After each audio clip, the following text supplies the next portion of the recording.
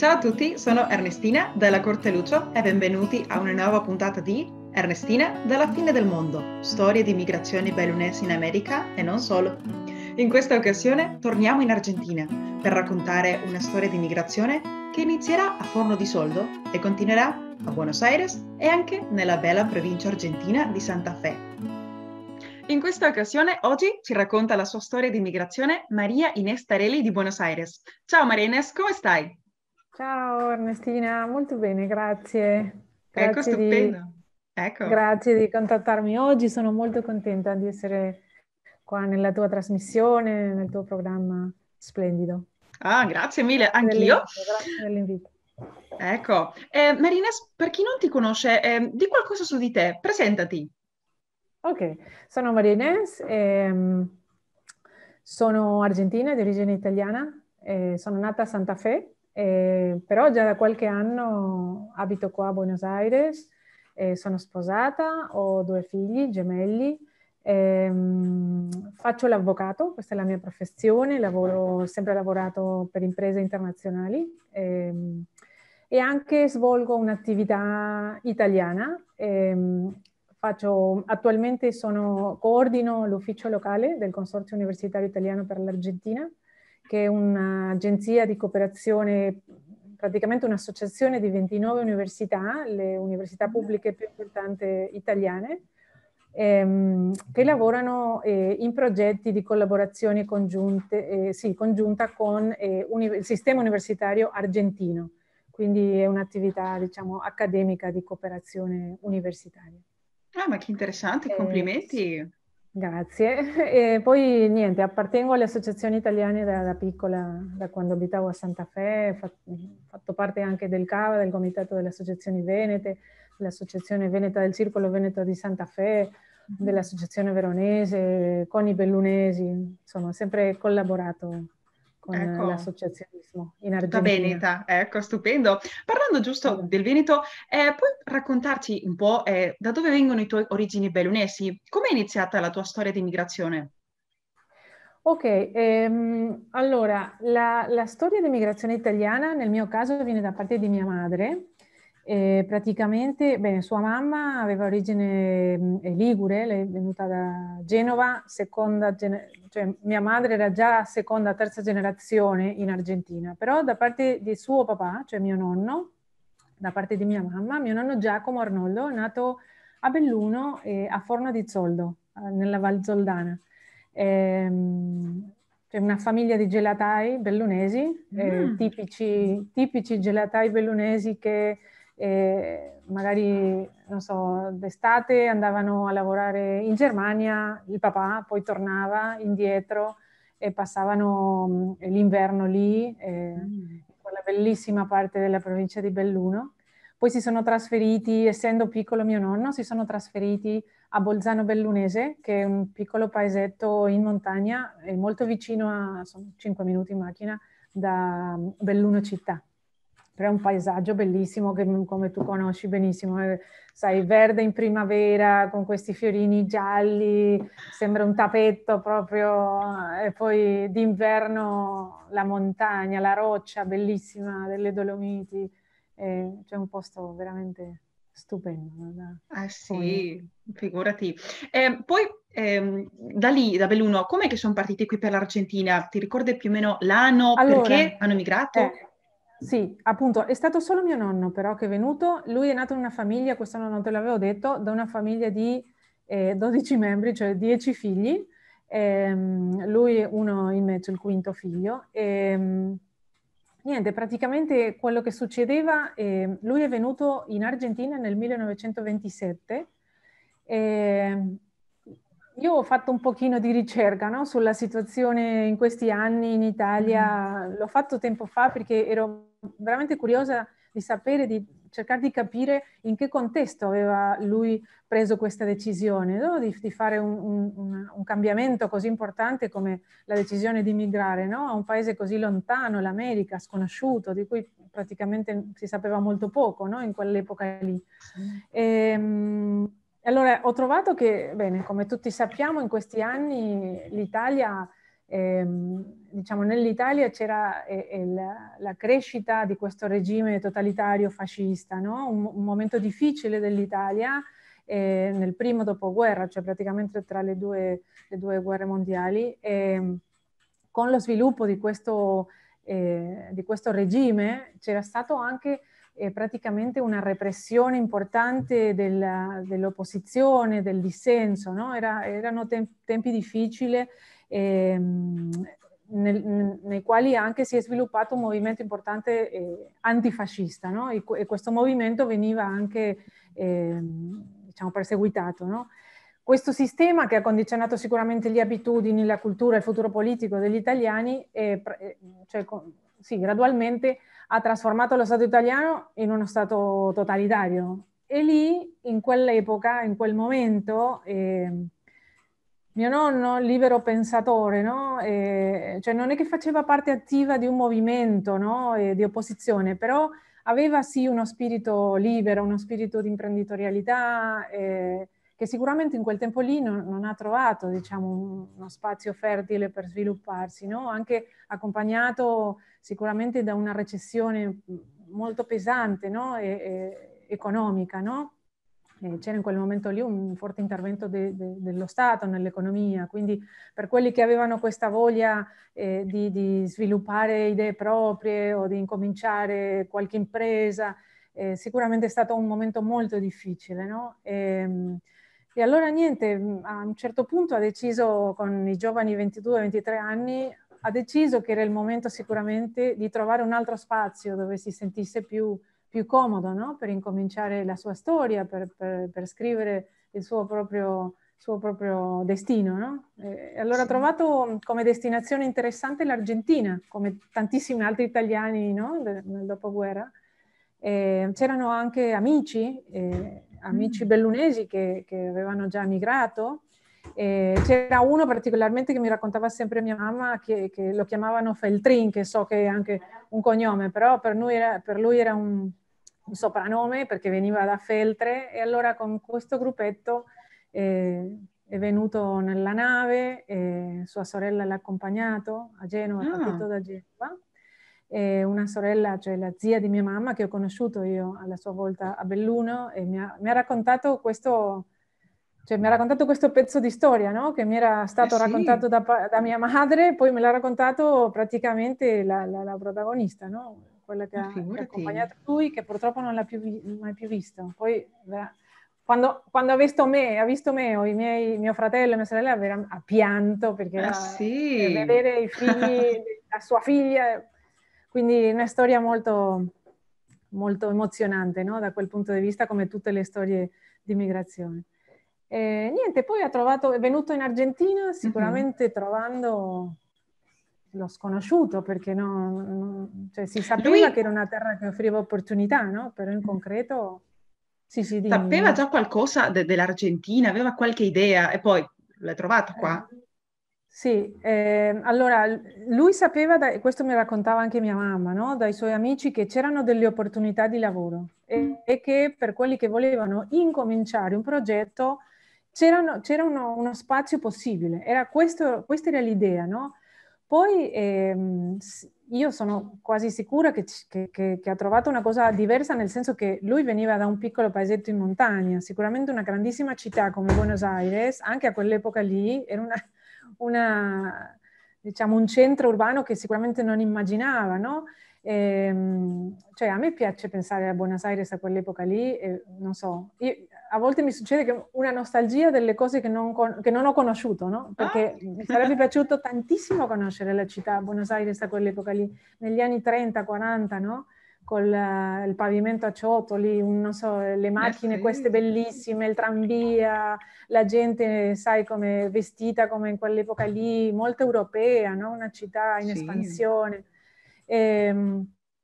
Quindi lui si è stabilito qua a Buenos Aires, in un quartiere un pochino fuori in quel momento, a Flores. Ebbene, ha cominciato lì. Io immagino anche l'Argentina di quell'epoca lì, era un'Argentina, cioè, ha trovato una cosa molto diversa, no? Di quel regime, diciamo, di oppressione, di un momento difficile in Italia, molto sconvolto, no? Dal punto di vista politico. Qua sicuramente, cioè, l'instabilità politica e economica di sempre, Argentina, però in un momento praticamente di economia aperta in questi anni, no? Perché erano anni in cui c'era un'espansione dell'economia agroalimentare, si esportava, cioè, mi sembra un momento anche cioè interessante, però anche di molta, diciamo, c'era uno spirito forte di accoglienza ai migranti. Sì. In quel senso lì era diciamo, un'opportunità, no? E così lui ha incominciato, la sua famiglia ha incominciato un lavoro, ha provato qualche anno, ha trovato anche delle difficoltà, diciamo, ha provato anche con questo negozio di gelati, anche con un fratello suo che è venuto da Belluno. Però non è qui che praticamente che ha avuto successo. E lui, dopo tanti anni di provare, prima con la famiglia, lui ha avuto 5 figli, no? Questa parte della famiglia, ha sposato una argentina di origine italiana, origine ligure, mia nonna Elena, d'Amico, hanno fatto 5 figli, che hanno avuto i nomi dei sorelle e fratelli bellunesi che sicuramente contavano tanto, no? Allora, sì. sì. E poi di cui mia mamma è la figlia più grande. Bene, e poi dopo lavorare tanti anni, finalmente con un gruppo di altri italiani e argentini ha fondato un'impresa. Per questo dico, no, che immagino il suo spirito imprenditoriale, la voglia di fare, no? Non so, questa cultura del lavoro, di incominciare a darsi un'opportunità, anche se gli altri non te la stanno dando, te la crei tu, no? Creare uno spazio dove non c'è nulla. E ha creato un'impresa che esiste ancora oggi, che si chiama Costera Criolla, che è una impresa di trasporto, di autobus grande. Bene, hanno incominciato come un piccolo progetto, che finalmente è diventata un'impresa molto grande, no? Che ancora esiste oggi. Poi Continuate, niente, avete sì, ancora tipo qualche vincolazione con quella ditta? Continua quella tradizione bellunese? No, non ho sentito l'ultima domanda perché ti ho perso un pochino. Se mantiene ancora il legame con quella ditta, se continuate con quel legame bellunese, diciamo, in quell'aspetto? Solo fino a non so, a un certo punto, quando ero piccola, poi hanno venduto, diciamo, la partecipazione e ci hanno lavorato anche i fratelli di mia mamma, quindi sì, per tanti anni sono stati attivi in questa compagnia, però finalmente poi hanno venduto, ognuno ha fatto il suo mestiere, no? Però è stato, diciamo, una fonte di attività importante per qualche anno, no? Anche i suoi fratelli, scusa, erano venuti qui con lui a Buenos Aires, i fratelli sì, di sto tuo dicendo nonno. fratelli di mia mamma che ci hanno lavorato, cioè i Scusa. figli, no? Sì, allora è stato anche la fonte di lavoro, di attività anche per la famiglia, no? La famiglia Arnoldo. Bene, allora lui niente, ha portato qua alcune cose, diciamo, proprie della sua cultura alpina, di montagna, no? Sì. Perché era un ragazzo che viveva lì, no? In un paesetto in montagna, venire qua a trovare questa città, però l'amore per la natura, cioè certe tradizioni gastronomiche, non Appunto, so. raccontaci un po' di come viveva il tuo, in questa nuova Buenos Aires, in questa grandissima città un po' grigia, un po' di pavimento, quelle tradizioni bellunesi. C'era qualche ricetta che magari tu ricordi che ti raccontavano in famiglia? Non so, qualche tradizione, una Sì. ricetta, ballo, musica? Una cosa tipica che ricordo è, bene, sempre la polenta, cioè questo piatto, la polenta che si tagliava col filo, questo che mi Ecco, raccontava sì. questo rituale, mia mamma. E poi mia mamma si è trasferita a un certo punto in campagna perché ha sposato mio papà, un dottore giovane che stava cercando anche delle opportunità, e si sono trasferiti al nord della provincia di Santa Fe, no? Che è al nord di Buenos Aires, per quelli che non sono Bravissima. argentini. Allora, per qualche anno hanno vissuto lì in campagna, poi mio nonno veniva molto spesso perché siccome lui amava la natura, allora essere lì in campagna con loro, mio papà faceva il dottore per tutta la zona, no? Per tutta la gente che abitava in campagna nei piccoli paesetti al nord di questa provincia. E C'erano una anche cosa che mi italiani. raccontavano sempre era che faceva... In quella Cosa? zona c'erano altri italiani, in quella zona di Santa Fe? Sì.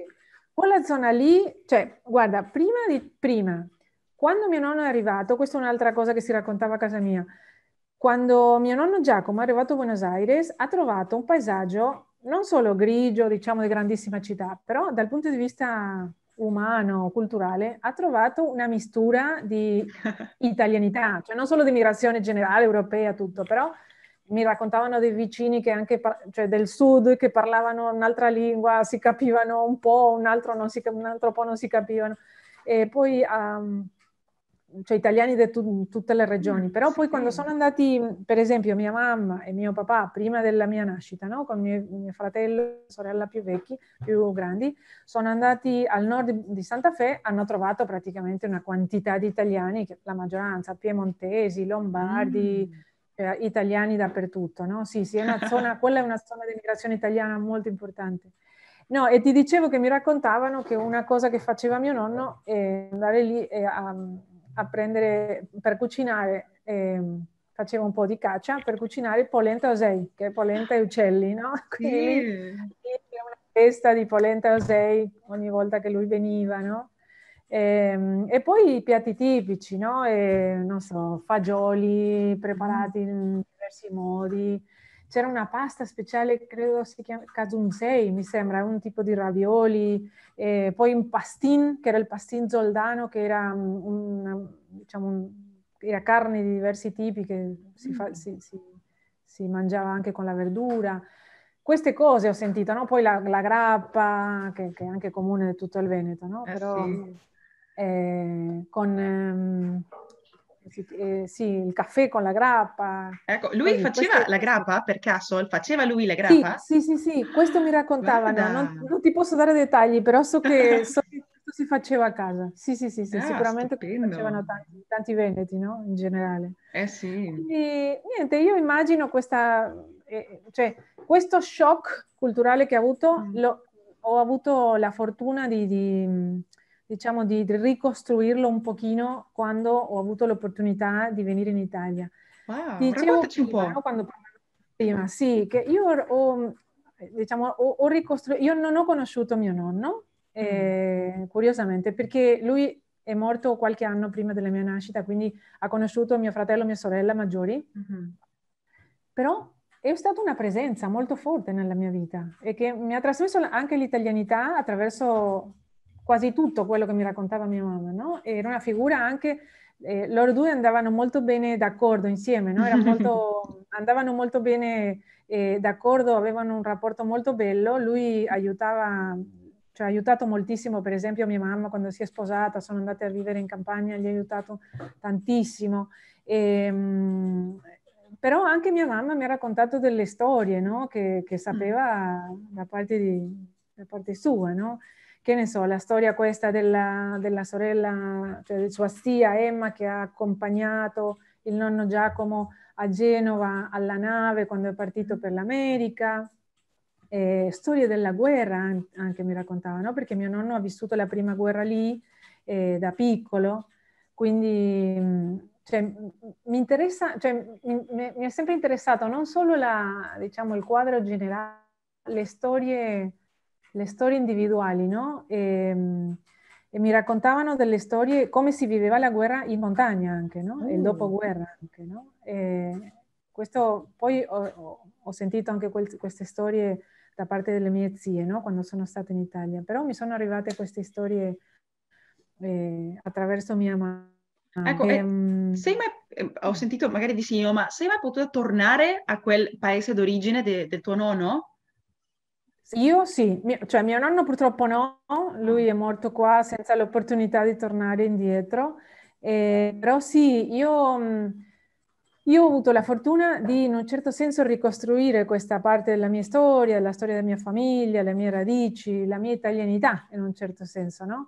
Bene, prima per questo che ti dicevo, quello che mi raccontava, che mi ha trasmesso, diciamo, la Mhm. tradizione orale, no, di mia mamma, poi, bene, studiando la lingua senz'altro, però poi perché siccome ho sempre partecipato nelle associazioni italiane, venete in particolare, ho avuto anche l'opportunità di viaggiare in questi viaggi, Mm. sai, per conoscere le radici, le origini venete. E quindi negli anni 90 ho avuto l'opportunità, cioè da lì in poi, di tornare, ero molto giovane, però veramente mi ha colpito, è Sei un'esperienza giovane, unica, dai. no? Di tornare, ancora bene, lo ero di più in questi anni, no? E poi quando sono andata lì ho trovato questa parte della storia della mia famiglia che conoscevo solo dai racconti, no?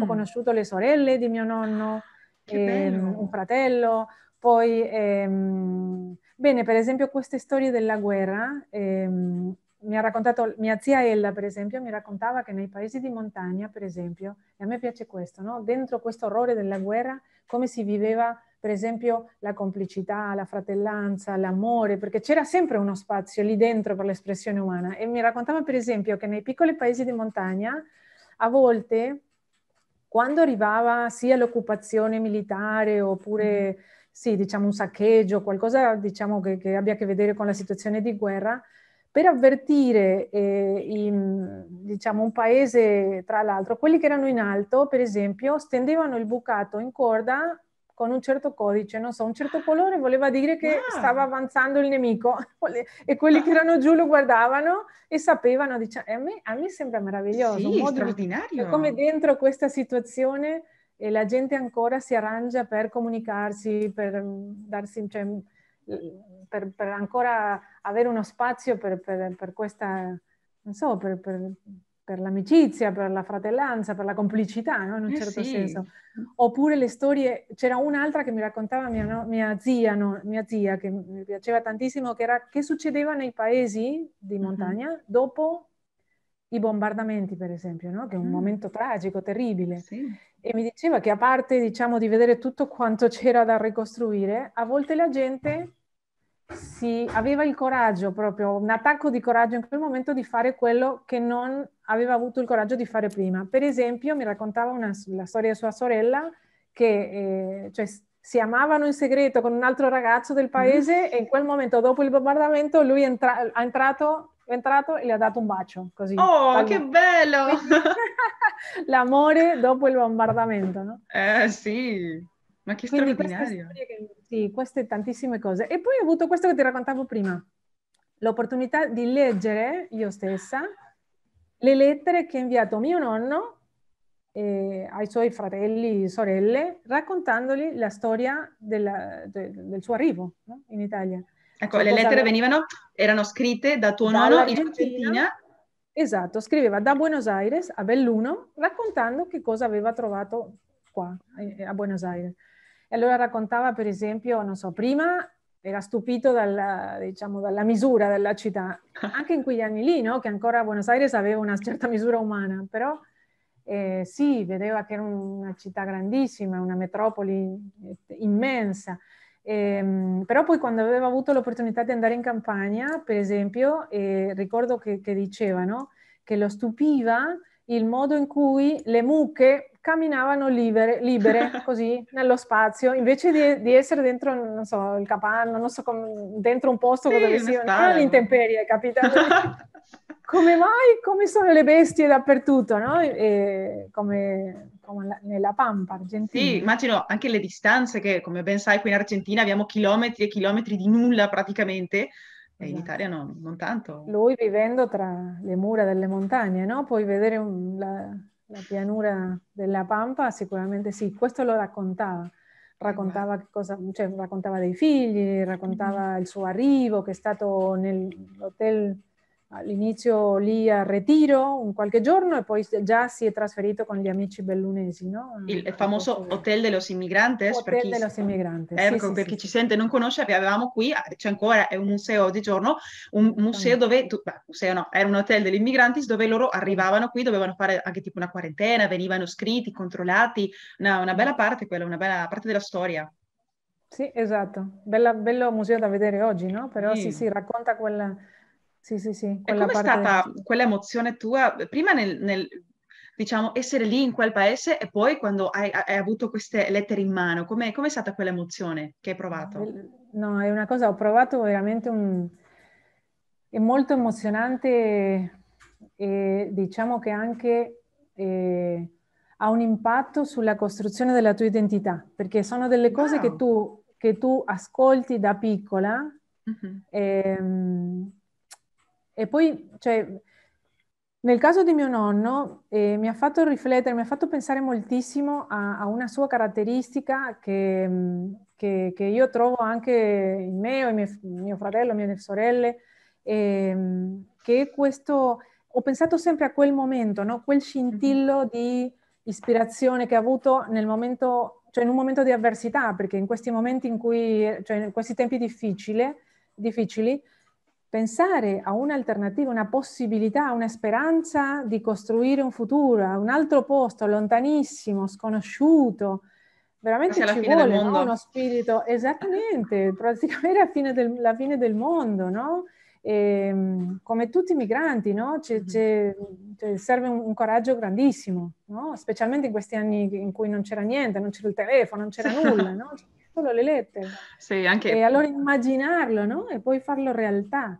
E poi la sua imprenditorialità mi ha colpito, no? Queste cose come raccontava, che aveva un'idea, che la voleva portare avanti, che si associava con altri, che voleva creare una realtà diversa di quella che a lui toccava a quel momento lì, no? E poi finalmente ce l'ha fatta perché ha fatto una famiglia, ha lavorato tantissimo.